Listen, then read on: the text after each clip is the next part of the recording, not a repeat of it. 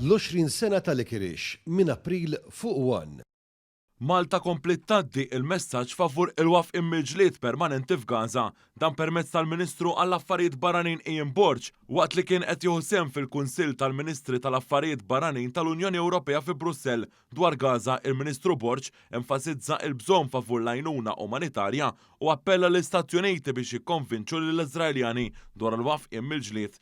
Dwar l-Ukrajna, Malta tkompli turi appoġġ lejn Ukraine Peace Formula li hu l-unika soluzzjoni favur il-paċi.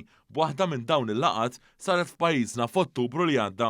Magħna jingħaqdu Segretarju tal-Istat Amerikan Antony Blinken kif ukoll il-Ministru tal-Affarijiet Barranin tal-Ukrajna Dmytro Kuleba tennejt il-pożizzjoni ċara ta' Malta fuq iż-żewġ konflitti, fuq iż-żewġ gwerer, kif ukoll kelli laqat bilaterali kemm mal-Ministru Spanjol u mal-Ministru Franċiż. Qabel il-laqgħa tal-Kunsill Ewropew, il-Ministru Ian Borg ipparteċipa fil-Forum Umanitarju Ewropew li saret mill-Kummissjoni Ewropea u l-Belġju.